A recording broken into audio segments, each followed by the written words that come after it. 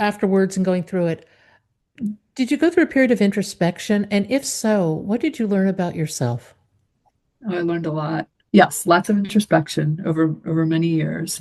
I think what I learned about myself is that you're stronger than you think. And I'm already a very independent person, but I think the things I was able to achieve post divorce were things that I guess I didn't even really think were possible. And so I feel that I've learned a lot about the strength and the resilience that we all have. And also, I also learned how important friends and family are in this process and being able to lean on people and ask for help.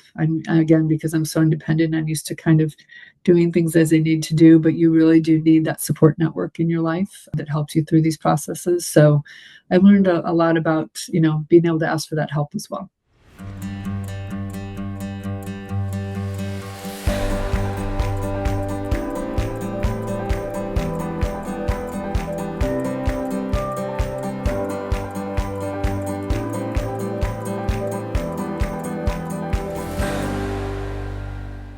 Sarah Armstrong is the author of The Mom's Guide to a Good Divorce. A good divorce, you say? Well, divorce is never easy. Sarah consciously put her daughter's well being first and foremost, and everything revolved around that initial decision. She navigated some pretty difficult things with a great deal of grace. And isn't that what we all ultimately strive for? Join us for a rich and warm discussion on divorce and the possibilities that await us afterwards. Sarah, welcome to Bump in the Road. If you would, tell us your story. Great to be with you, Pat. And, my story starts with first of all, I got divorced when my daughter was 7. And she was our only child, in fairness. And I was not someone who ever thought I would get a divorce. But I went through the process, and my ex husband and I made some very conscious decisions along the way of how we would approach our divorce, partly because, and I should start by saying, I have parents who've been married for 57 years. And they were really my role model. And so I never ever thought that, we would be going down this path. Having said that, growing up, I saw some of my parents go through very ugly divorces. And it was one of those situations where I knew that's not how I wanted to go through it if we were going to go through it. And so we really took a very specific approach to how we would go through a divorce.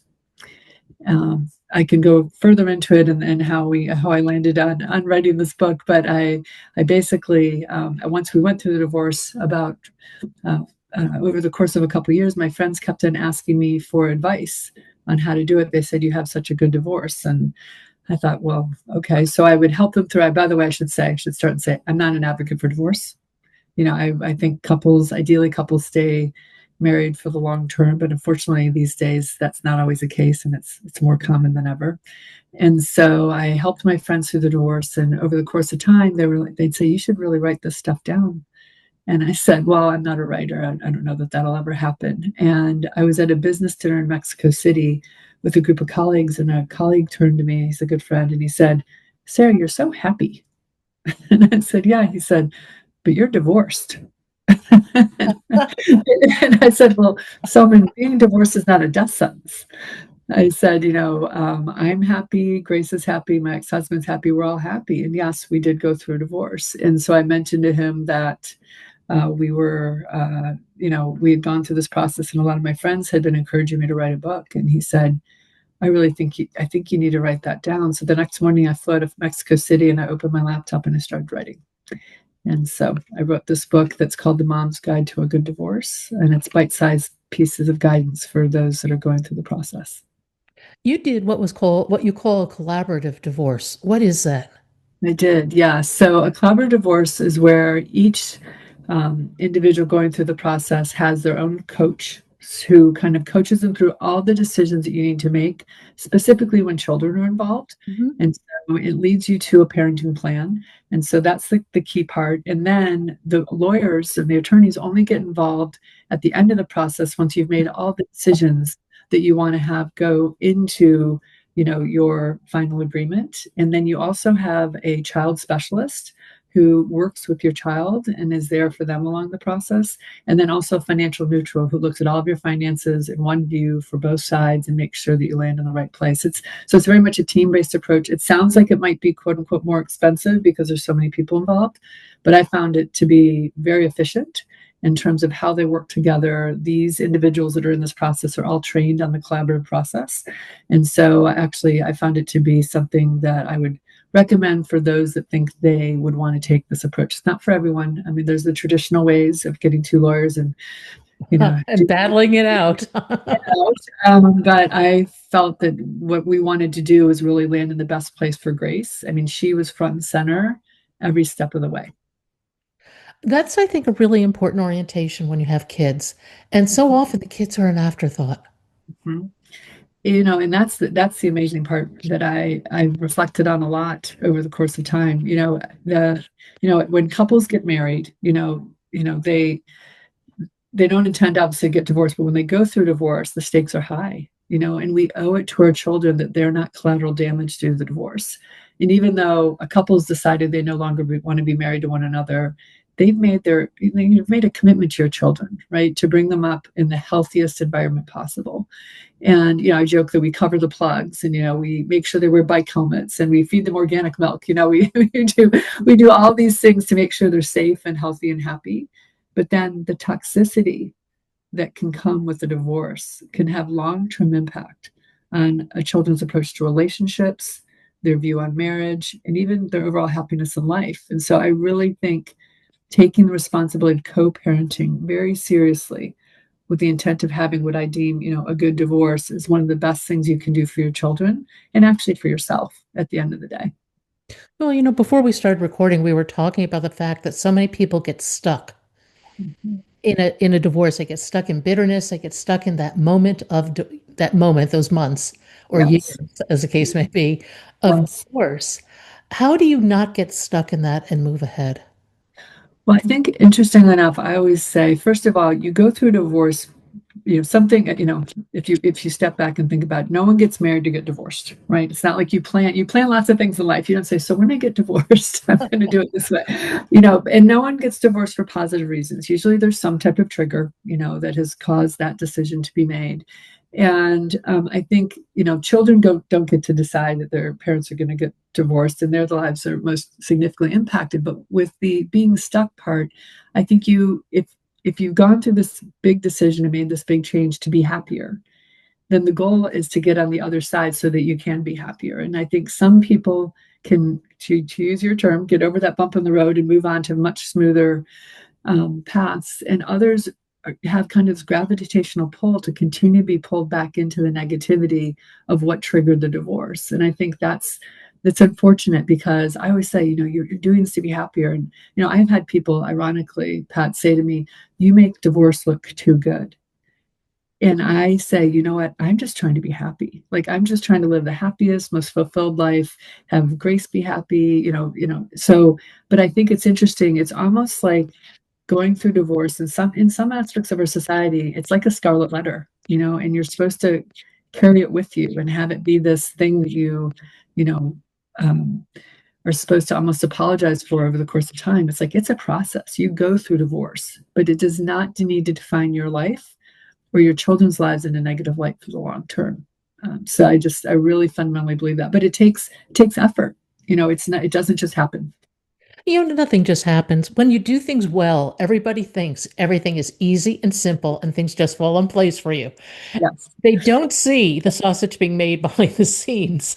So true. That is so true. That is very true. Because even with this book that I've written and the title of it, people, there's a little bit of an eyebrow raise.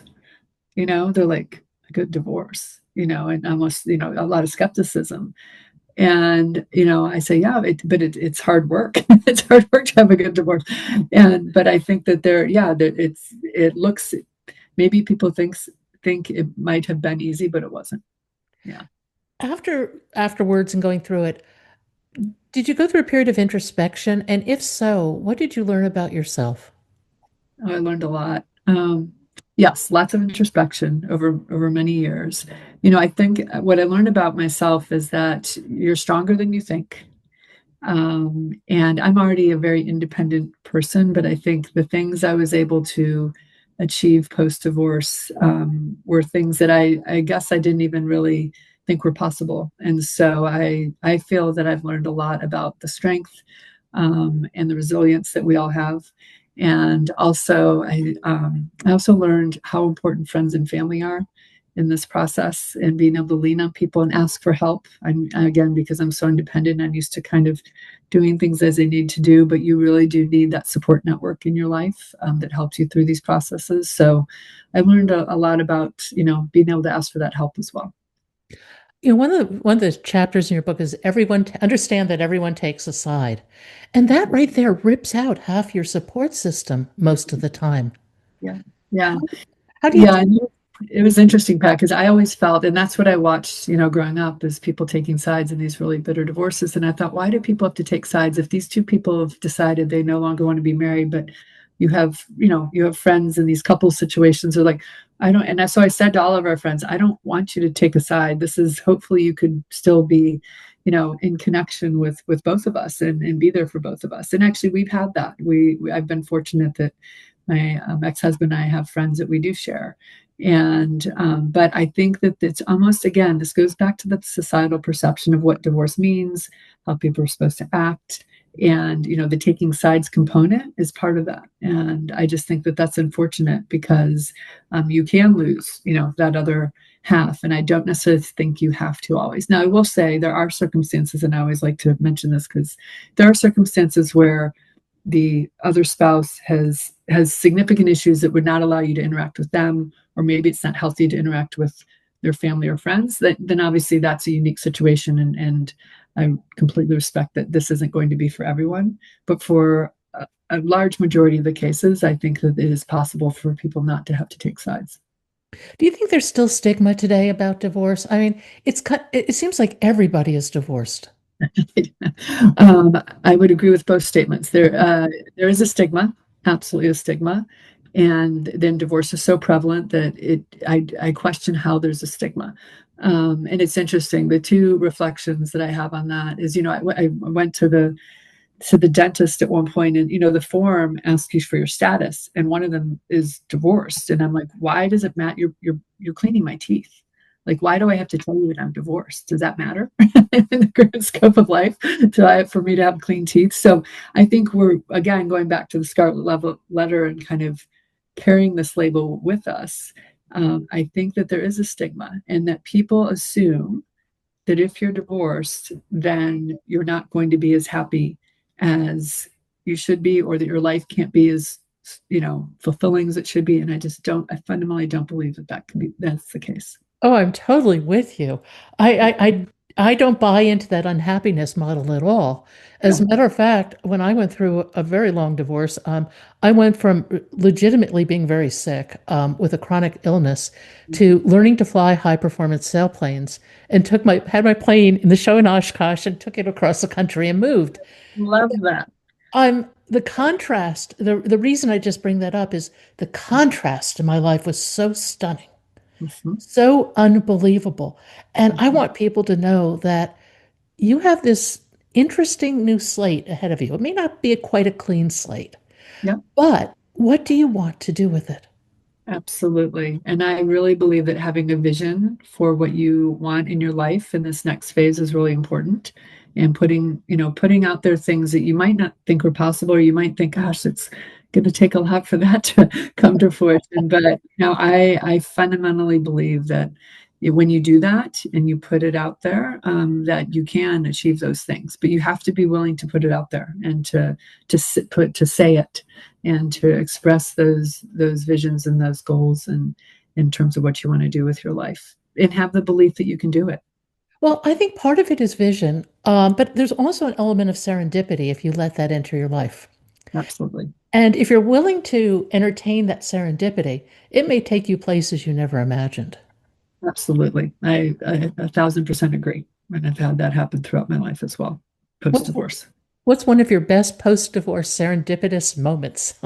Well, I mean, it's a combination of serendipity and again, I'd say hard work and luck all wrapped into one. But I had always wanted to move from, I'd lived in Atlanta at the time that I was married and raising Grace, and I'd always wanted to live in San Francisco. It been a goal of mine. And when Grace was 7 and we got divorced, I said to her, Grace, when you graduate from high school, Mom's moving to San Francisco, and I'm gonna get a 2-bedroom flat with a view of the water. That was my vision. So fast forward, Grace is graduating from high school, and I get a job offer that moves me to San Francisco, and I bought my 2-bedroom flat with a view of the water. And that job offer piece was the piece where they were like, we really want you to move to San Francisco. I'm like, well, that works quite well because that's where I'm looking to move. And so, yeah, so it was a little bit, it's a combination of things that happen when things unfold like that, but it was meant to be. Now, you live in a corporate world, so I almost hesitate to bring this up, but do you ever do a vision board? It's interesting. I don't do a physical vision board per se, but I do put in my brain and actually throughout a given year, at the beginning of the year, I really look ahead to the year Mhm. of what I want that year to look like. And then a couple years out, kind of thinking of some markers of things that I'd like to achieve. So it's not on a board per se. It's written in notes on my phone. It's an equivalent of a vision board, I guess. But yes, I definitely put things out there that I would like to achieve in life. Ironically, though, this is the funny thing is I've now written 2 books, and that's a little bit of the irony. That was never on my list of things to do or bucket list or vision, So I think the other thing is as life presents itself and opportunities come your way, sometimes you're going to do things that you never ever thought you would do or intended to do. And I think that that's also kind of the fun part about life. Oh, I think the unpredictability is a lot of fun, and you have to learn to embrace it because if you don't learn to embrace change, it will embrace you. This is true. This is true. This is true. One of the things you talk about is a compartmentalization muscle, which I think is a really wise thing for all parts of our life. Talk about that a little bit because I think that is something that we all need to practice and develop. Yes, it's a great. So I do Pilates, and they focus on your core muscle. And I think one of the most important muscles that we need to build in life, and not even just when you're going through divorce, is a compartmentalization muscle. And what that means is that you're able to, set aside in a moment when your emotions may actually be triggered, a button has been pushed. You decide if that moment is the moment where you really should show your emotions or whether you need to compartmentalize them for a moment, get through the moment, and then I'm not saying to to Mhm. suppress emotions because that's not healthy for any of us. But the example I use is definitely and especially during a divorce when your children are around. And if there's a moment when you're interacting with your ex-spouse and there's something said or there's that button push that would have you react in a certain way, really stop and think, is this how I want to react right now with my children in earshot of this moment or watching this moment? Because those are the moments that will stick with them for years to come. And I just don't think for most children, regardless of age, by the way, that they need to be part of those moments between you and your ex-spouse, and they don't need to register and hear what might be said. And so, get through the moment. My whole recommendation is, build that compartmentalization muscle so you can get through the moment. Then go talk to your therapist, your friend, a family member, go take a long walk and talk to yourself, whatever you need to do. But I think making sure that you're not exposing your children to some emotions and thoughts that maybe aren't either appropriate or that they're ready to hear. And because they really hold on to those and those come up many, many years later. Yeah. Um, in therapy and all sorts of things. And I just don't think that that's best for them. And quite honestly, it's not best for you in the moment either. So that's kind of how, and you're right, though. I think we could use compartmentalization muscles. I actually talk about it in my latest book, The Art of the Juggling Act for Working Parents, in terms of also having a compartmentalization muscle when you go to work or you're at home and making sure you're present where you need to be. Being present where you need to be is so important. Yes, it is. And I think these days we're so distracted Yeah. in so many aspects of our life and in most moments of our life that to really be where you're supposed to be and engaging in whatever the situation is and being fully present is something I think many of us struggle with because of all the various distractions we have that are in our life. So that's its own muscle, but it actually is very linked to the compartmentalization muscle. Do you have any practices for presence? My practice is just being. I try to be fully present with the individuals I'm with. So, if the phone is down, and actually that was one of the things I think I built that muscle raising Grace. And especially, I mean, I'd say throughout her life, not even related to the divorce, I really, because I was a working mom, I wanted to make sure the few hours that she had with me each day, I was fully present and there for her. And so, one of my practices of being present was putting my laptop in a cupboard, literally having it out of view, putting my phone in a cupboard out of view for just a couple hours so that she and I could have that time together. And I think that that's so important. And I think our electronics talk to us, even if they're not in your hand. They listen to us and they talk to us. They do. They do all the, well, they really talk to us when they're on the kitchen counter and they're just sitting there, even if they're not open, it's like, oh, come check me. So I have a belief that the physical boundaries of your electronics with your life it allows is one of the most important practices you can do in terms of being present. What did you do with Grace in electronics? That was the thing. So I'm proud to say that until from age, first being born until 15 years old, she did not see my work laptop. Hmm. So when she was up, and it would only come out after she went to bed, and that was really important to me. And similarly, my phone had a charging station in the kitchen, but in a cupboard. And now these days, there's I mean, she's now 22, so it was things have changed with how our phones are our remote controls in so many aspects of our lives. But I really tried to be conscious. I didn't want her to associate mom and this thing, and so it was really a very conscious approach for us. That was a really wise decision. Yeah. Well, it was, I think I really thought about the fact that she gets so few hours with me. And I didn't want her to think, oh, well, all I see is my mom sitting with her laptop. It was just one of that wasn't the vision. That's what I didn't want her to look back and say, well, my mom worked and she was always on her laptop. That just, so the fun part is that I know for a fact that that's not how she views, our time together. And that was very, again, that took effort. It took some constraint, it took building that muscle, but I really think it was the best thing that I could do in terms of raising her, because I was so intent on trying to raise her, again, going from a working mom in a joint household of having a co-parent in the household to a single working mom too. It's like all of those changes, I really had to be conscious about how I was having my time with her. How do you balance it out with your ex-husband's household? Did you come to an agreement about use of electronics and things like that? We did. We tried to be clear, in terms of when, and again, age appropriate, in terms of when things. So when she was younger, when she finally was able to have a phone, it stayed in the cupboard with mine over, at night. It wasn't in her room. As they get older, I think it is harder when you get into high school and they're doing homework late into the night on their laptops, which are given, that's so that's the hard part. But I think there is, in the early days of trying to teach some discipline around electronics, that's something that you can do in the early days to try to instill some of that and build some of that muscle that they need as well. When you look at this is a little off topic, but when you look at this generation that's grown up with electronics in every aspect of their lives, what are some of the things that you see and what are some of the things that concern you? I think that the things that I see is I think the knowledge they have at their fingertips is amazing. And, the learning that comes through the access is so different than how our generation grew up. I joke when I say, we had a set of encyclopedias, and I think now, like, what a strange concept. So, I mean, I think, just the knowledge is just amazing, and you can find out anything literally within seconds. So I think that's amazing. I do think the comparative nature of individuals and what has happened with that due to what's available online is a challenge, and it causes its own issues for honestly not just for children or teenagers. I think it's across the board. So I think that's the challenge. That's the challenging side.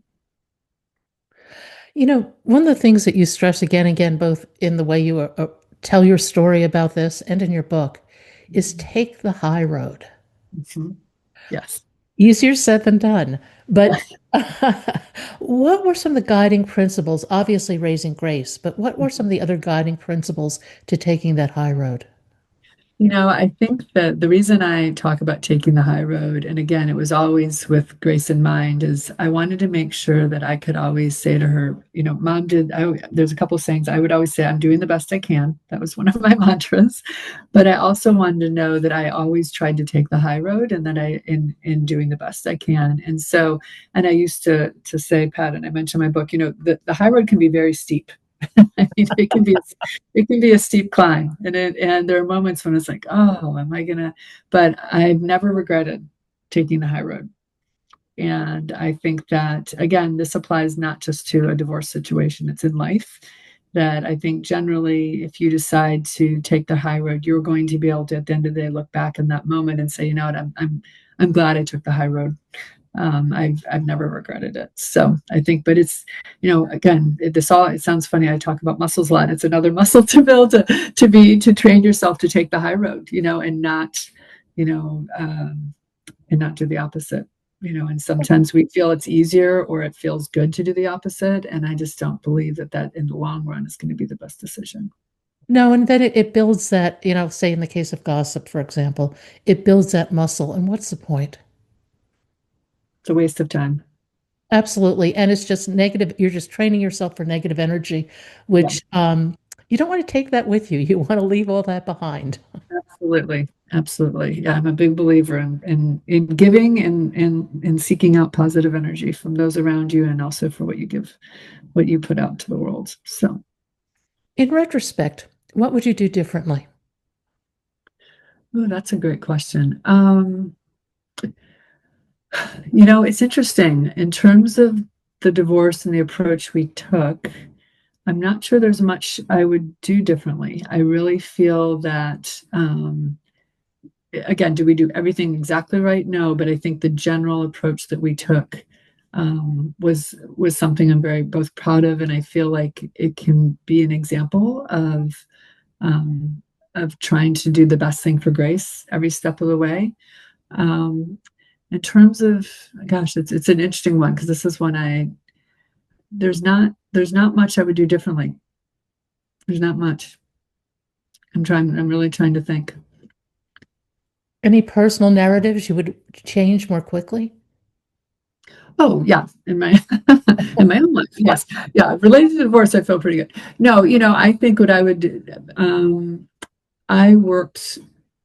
I was very out of balance in the early stages of my career before having Grace, and I don't think I learned that how to strike the right balance until I had Grace, actually. And so I look back in the early stages of my career, and as much as I put everything into it, I think I could have built that muscle earlier.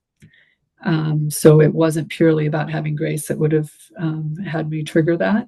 And I think that would have just, potentially been a good thing. So I think that would be the thing. It's just early on in your career and life, figuring out how to fit the things in your life that you want to fit in a balanced and meaningful way.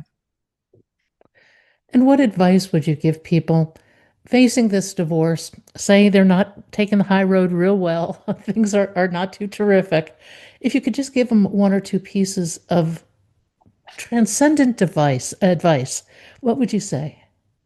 I'd say, first of all, stepping back and thinking about what you want your life to look like, both as you're living with a divorce situation, but then longer term, and really keeping that in view as you go through all the decisions you're going to make, all the discussions you're going to have, because each of those decisions and discussions put you on a path. And sometimes we think they're just small things, but they collect into the path that you're on. And we can sometimes disregard their importance or not put the focus on them in the moment. And I think if you can just take them in the bite-sized pieces of actions that you're taking, it's going to lead you down the path that you're meant to go down. And hopefully, with that positive mindset and the intent of having a good divorce at the end of it, because that's why you're going through this, is to get through it and be on the other end and live the happiest, most fulfilling life for you and show your children that there is life after divorce and that they also can be happy in a post-divorce situation.